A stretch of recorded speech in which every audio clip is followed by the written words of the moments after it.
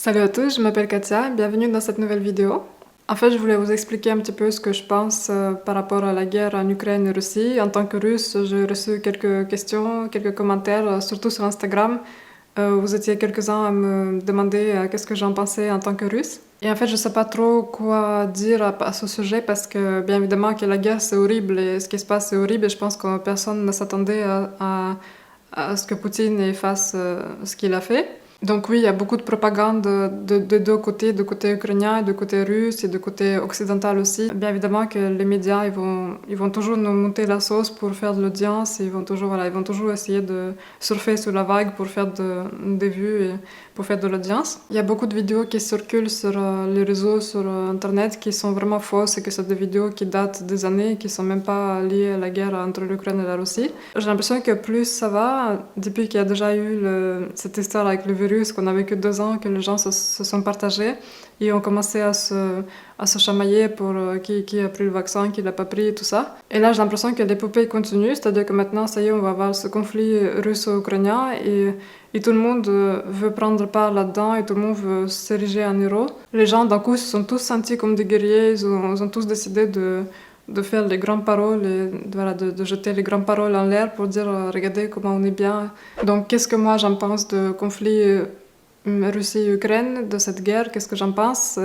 J'en pense pas grand-chose dans le sens que bien évidemment que personne n'aime la guerre, personne n'a envie qu'il y ait la guerre, personne n'a envie que les gens meurent. Et je trouve que c'est malheureux ce qui se passe parce que, encore une fois, c'est des gens simples qui payent le prix. Ce sont des gens là-haut qui ont leurs intérêts, qui se sont mis dans la tête quelque chose ou qui ont une idéologie ou qui poursuivent leur but pour vraiment les buts, ils ont une vision lointaine de leur pays, ils ont une vision de leur politique et comme d'habitude ceux qui payent le plus c'est les gens pauvres ou c'est les gens simples qui n'ont rien demandé. Donc bien évidemment j'ai beaucoup de peine pour les gens qui se sont retrouvés comme ça pris au piège en Ukraine, qui se sont réveillés un jour que c'est la guerre et qui n'ont rien demandé.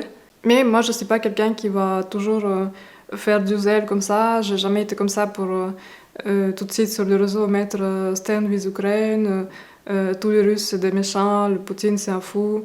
En fait, les gens ils commencent tout de suite à mettre, je vois beaucoup de russophobie qui commence, j'espère que ça va pas continuer. En tout cas, je vois que dans beaucoup de villes en France ou même ailleurs, les ambassades russes sont saccagées, les centres culturels russes sont aspergés de la peinture.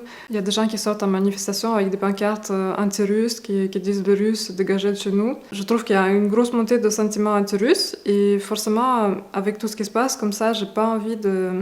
Comment dire, j'ai envie de rester neutre, c'est-à-dire que moi, je pense que nous, on peut rien faire dans le sens, à part aider avec les dons et aider les gens qui sont dans le besoin. On peut pas faire grand-chose, nous, les gens ordinaires. C'est pas parce qu'on va mettre, va changer sa photo de profil, on va mettre le drapeau d'Ukraine que ça va changer quelque chose. Tout ça, les gens, ils aiment bien faire des trucs comme ça, mais ça sert à rien. Ça sert juste pour donner une bonne image, pour regarder comment je suis paisible, comment moi je suis contre la guerre. Mais bien évidemment que tout le monde est contre la guerre. En fait, personne ne veut la guerre. Il y a une chose qui me plaît pas, c'est que maintenant tous les artistes russes ou je sais pas, les gens connus russes se sentent obligés de se désolidariser de Poutine ou vraiment d'afficher sa position clairement et pour que tout le monde sache qu'ils sont contre la guerre, qu'ils sont avec l'Ukraine, qu'ils sont contre Poutine. Et en fait, moi, j'aime pas trop ça parce que ça vire un petit peu à une dictature dans l'autre sens. Je comprends pas pourquoi tout le monde demande des gens qui sont connus, qui par exemple qui font des sujets sur leur chaîne YouTube et ils parlent d'une certaine chose. Par exemple, il y en a qui vont faire le sujet sur la beauté ou le sujet sur la santé et il y a beaucoup, je parle là de youtubeurs très connus et beaucoup de gens leur demandent de leur avis, qu'est-ce qu'ils en pensent, comme s'ils avaient besoin de savoir ce qu'ils en pensaient. Et en fait, je comprends pas qu'est-ce qu'on peut en penser, qu'est-ce que les gens ils attendent en fait, qu'est-ce qu'ils attendent que ces gens-là leur répondent. C'est-à-dire qu'est-ce qu'on pense de la guerre, personne n'aime la guerre, personne n'a envie que ce soit la guerre, à moins que c'est une personne psychiquement entordue, psychologiquement complètement pas nette, personne n'a envie que la guerre existe dans ce monde. Au-delà de tout, quelle que soit notre nationalité ou quand on est une personne normale, humaine, quand on voit ce qui se passe, bien évidemment que tout le monde, ça fait de la peine. Après, personnellement, qu'est-ce que je trouve pas normal, c'est par exemple que les chaînes de médias comme la chaîne RT France, qui est une chaîne sponsorisée par la Russie, que je regardais de temps en temps et que j'aimais plutôt bien, cette chaîne-là a été suspendue, a été bloquée en France, en Europe, et je sais plus où ailleurs, mais en tout cas, elle a été bannie de notre télévision. Et je comprends pas pourquoi, parce que soi-disant c'était de la propagande russe, mais maintenant tout ce qui est en fait russe, tout ce qui est tout ce qui touche à la Russie, tout ce qui est russe, maintenant, c'est tout de la propagande, en fait. C'est devenu tout de la propagande. Moi, j'aimais bien aussi voir l'information de l'autre côté. J'aimais bien qu'on ait un côté et l'autre, parce qu'aujourd'hui, on n'a que le côté occidental, c'est-à-dire qu'on n'a que le côté de ce que les gens voient en Ukraine, de ce que nous, on voit de notre côté, mais on n'a plus rien de côté russe. On ne peut pas savoir quels sont les buts des gens qui nous dirigent là-haut. Par contre, il y a une chose que j'ai tirée de ce conflit, de ce qui se passe. Une chose que je me suis dit, c'est que il faut vraiment essayer de s'éloigner de ça. Il ne faut pas rentrer dans la paranoïa parce que les premiers jours, quand tout ça a commencé, je pense qu'on était très nombreux devant la télé, devant les chaînes médias, à vraiment à se demander qu'est-ce qui va se passer. En fait, je pense qu'on a tous eu très peur. Ou en tout cas, on a eu beaucoup d'inquiétudes selon aussi le pays où on vit. Parce que, par exemple, moi, je vis en Hongrie. C'est la frontière avec l'Ukraine et forcément, je pense que les gens qui vivent à côté des frontières sont un peu plus inquiets que les gens qui vivent de l'autre bout du monde. Parce que forcément, on ne sait pas ce qui va arriver, on ne sait pas comment ça peut dégénérer, parce que ça peut dégénérer, mais ça peut aussi s'arranger, donc on ne peut pas du tout savoir qu'est-ce qui va se passer dans le futur. Et donc après les premiers jours, quand tout ça a éclaté, quand on a regardé les médias, qu'on a vu ce qui se passait vraiment et tout ça, et maintenant, je pense qu'une fois que cette chose est arrivée et que maintenant on est face aux faits, on ne peut pas changer, on peut pas faire grand-chose malheureusement. Moi, je me dis toujours que dans la vie, dans notre vie, nous, on a connu quelques années là, de paix, quelques années un peu d'équilibre, mais c'est vrai que dans la vie, dans l'histoire humaine, il y aura toujours des conflits, il y aura toujours des guerres, il y aura toujours des choses qui ne vont pas se passer comme nous, on a prévu. Et je pense qu'il faut savoir vraiment rester un petit peu à l'écart de tout ça. Il ne faut pas rentrer dans une paranoïa, il ne faut pas tout de suite paniquer, il ne faut pas arrêter tous ces projets, il ne faut pas s'arrêter de vivre. Malheureusement, même s'il y a de l'autre côté, il y a des gens qui meurent, malheureusement, nous, on ne peut pas faire grand-chose dans le sens qu'il y aura toujours des gens qui vont mourir dans les guerres et malheureusement il y aura toujours des gens qui vont vouloir nous manipuler, profiter de nous. J'essaie de pas trop regarder les médias, pas trop me bourrer le crâne avec toutes ces informations parce que sinon si on regarde ça du matin au soir, avec tout ce qui se passe, plus l'inflation, les prix qui montent, la guerre, les gens qui meurent, forcément ça peut atteindre vraiment tout le monde et si on devient tous parano et comment dire ça, je trouve que c'est très néfaste de regarder ça en boucle parce que ça vraiment ça atteint le psychisme et ça devient insupportable. Il y a beaucoup de gens qui sont très faibles psychologiquement qui vont finir par vraiment tourner le carton. Je pense qu'il faut continuer à garder sa routine, à essayer de vraiment de faire en sorte d'être stable intérieurement. Il faut rester stable et solide intérieurement, psychologiquement et physiquement. Il faut essayer vraiment d'avoir une routine qui vous fasse du bien pour rester vraiment en bonne santé physique et mentale. En fait, moi, j'étais née dans la région de Russie qui était au sud vers la mer Noire, qui était vraiment pas loin d'Ukraine finalement. Et c'est vrai que malheureusement, j'ai pas de famille en Ukraine, j'ai pas de connaissances en Ukraine, donc je peux pas savoir ce qui se passe vraiment. C'est-à-dire que beaucoup de gens disent qu'il y avait déjà le conflit. Et ce qui est sûr, en tout cas ça c'est vrai, je sais que c'est vrai, qu'il y avait déjà le conflit dans le Donbass, dans le côté d'Ukraine qui était proche de la Russie, il y avait déjà des gens qui étaient soi-disant martyrisés ou soi-disant qu'on leur interdisait même de parler russe, alors qu'ils étaient russophones, ils étaient nés, ils parlaient toute leur vie en russe et que soi-disant le gouvernement ukrainien leur interdisait de parler en russe et leur imposait de parler ukrainien. Apparemment, il y avait déjà une guerre depuis 7-8 ans, il y avait déjà un gros conflit, il y avait déjà des gens qui mouraient là-bas. Après, nous, on ne peut pas savoir ce qui se passait vraiment. Tant qu'on nous n'a pas vécu là-bas, on ne peut pas savoir souvent ce qui se dit, il faut vraiment prendre avec les pincettes tout ce qu'on voit et tout ce qu'on entend parce que c'est pas toujours la vérité, c'est pas toujours vrai. Et en tant que Russe, j'espère que les gens ils vont faire la part entre le peuple russe, les gens russes et le président russe qui a ses buts politiques, qui poursuit ses propres buts qu'on ne connaît pas vraiment lesquels sont ses buts. J'espère que les gens sauront faire la part et qu'ils vont pas sombrer dans cette paranoïa et dans cette phobie des Russes et je comprends pas comment les gens peuvent croire que tous les Russes maintenant, tous les gens, juste parce qu'ils sont Russes, qu'ils sont méchants ou ils sont pour la guerre, ils cautionnent ce qui se passe. C'est pas du tout vrai, c'est pas du tout le cas. Et c'est pas aussi parce qu'on se prononce pas au sujet, c'est-à-dire qu'on veut peut-être éviter le sujet, on veut pas en parler, que forcément on est pour la guerre et que forcément on conscient ce qui se passe. J'ai l'impression qu'aujourd'hui il faut vraiment choisir soit un camp, soit l'autre et on peut pas rester juste neutre et de garder notre avis pour nous et on peut pas... En fait, tant qu'on n'est pas contre, c'est-à-dire qu'on est pour, alors qu'on peut être ni pour ni contre. Je pense que la vraie cause du conflit, la vraie histoire de qui qui a fait quoi, on saura des années plus tard. Quand c'est dans le feu de conflit, on a toujours tendance à vite croire les choses et après, des années plus tard, on se rend compte que finalement c'était tout à fait l'inverse ou peut-être c'était un petit peu différemment. Même si j'aime bien savoir ce qui se passe dans la politique, j'aime bien voilà, comprendre les choses, j'aime pas forcément en faire des sujets ou en parler sur ma chaîne parce que je trouve que c'est pas le but de ma chaîne. Et en plus, je pense qu'on a chacun notre avis et on sera jamais d'accord avec tout le monde. Et il y a des choses qu'on ne peut pas connaître la vraie vérité, chacun a sa vérité.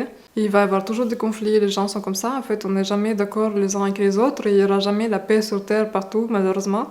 Il y aura toujours des gens qui vont se sentir lésés ou qui vont se sentir offusqués de ce que l'autre pays fait en face. Et bien sûr que les gens simples, ils veulent juste vivre tranquillement, ils veulent mener leur vie tranquille et vivre en paix. Et malheureusement, c'est pas les gens simples qui commencent les guerres ou les conflits, c'est toujours les gens qui nous dirigent. Et c'est pour ça, je pense qu'au lieu de s'attendre à quelque chose, il faut vraiment essayer de maîtriser sa vie, dans le sens qu'il faut essayer de faire au maximum pour devenir libre, pour pouvoir avoir le choix, pour pouvoir être libre, pour pouvoir voyager ou pour pouvoir partir dans un pays où, par exemple, je sais pas, quand les gens aujourd'hui qui ont très peu d'argent, bah forcément ils sont moins avantagés par rapport aux gens qui ont beaucoup d'argent, parce que ceux derniers ils peuvent se déplacer plus facilement, ils ont moins de contraintes, ils peuvent très facilement choisir l'endroit où ils vivent. Tandis que les gens qui sont pauvres ou qui ont très peu d'argent, ils n'ont pas les moyens de bouger. Donc, ils préfèrent rester dans le pays, même s'il y a la guerre. Et même s'ils risquent de mourir et de perdre leur vie, ils n'ont pas le choix. Donc, je pense que la meilleure des solutions quand des choses comme ça se passent, nous, on ne peut pas faire grand-chose. Une fois que cette chose se passe, on le sait, il faut rester informé. Il faut aider par rapport à ce qu'on peut faire. Mais il faut continuer à vivre, il faut continuer à faire ses projets, il faut continuer à garder l'esprit positif parce que toutes les choses se terminent et un jour cette chose se terminera aussi. Je ne fais pas confiance aveugle dans les médias, dans tout ce qu'on nous dit parce que je l'ai bien vu dans les 2 années qui se sont passées, comment on a été manipulé, qu'est-ce qui se passait. Des fois j'ai l'impression de vivre dans un rêve où je me dis je vais un jour me réveiller parce que ce qui se passe c'est pas normal, c'est pas logique et c'est totalement injuste.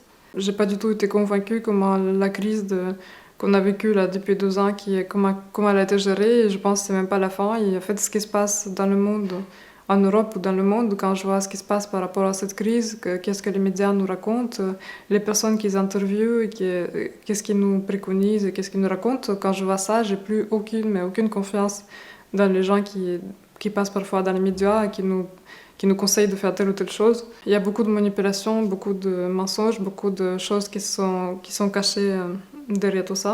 En tant que Russe, bien sûr, j'aime pas être associée à des gens qui veulent tuer d'autres gens ou à des gens qui veulent faire la guerre.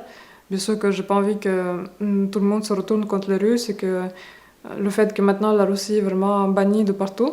Je trouve bien évidemment que c'est malheureux parce que les mesures qui sont prises, ça va pas arrêter Poutine, je pense, ça va pas arrêter la guerre.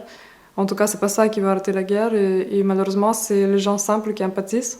Que ce soit du côté ukrainien ou du côté russe ou même en Europe ou dans le monde entier, les gens, on va tous avoir les conséquences de ce qui s'est passé et on va tous en pâtir alors que c'était la décision de deux gouvernements ou d'un gouvernement qui a décidé de rentrer en guerre. Ça m'agace parfois que les gens dénigrent mon pays d'origine, que quand les gens dénigrent la Russie, qu'ils ont beaucoup de préjugés. J'ai l'impression que la Russie a toujours été un petit peu vue, soit elle a été un petit peu admirée ou un peu les gens sont curieux de savoir comment ça se passe en Russie. C'est un pays qui a toujours intrigué. Et de l'autre côté, j'ai l'impression aussi qu'il y a beaucoup de gens qui sont très... quand on voit dans les films que les Russes sont des méchants, c'est des espions méchants, ou qui sont tous dans le KGB, ou qu'ils planifient des trucs, ils planifient des meurtres, des empoisonnements. J'ai l'impression qu'il y a toujours eu dans les communautés internationales comme une sorte de mépris envers les Russes, en tout cas envers le président russe. La Russie a toujours été un peu traitée comme un pays, la dictature, il y a la censure, il y a un manque de liberté, alors que je pense qu'aujourd'hui, malheureusement, même en Europe, il y a un gros manque de liberté. On a nos libertés depuis 2 ans, elles ont été drastiquement diminuées. Et je pense que c'est pas prêt de s'arrêter.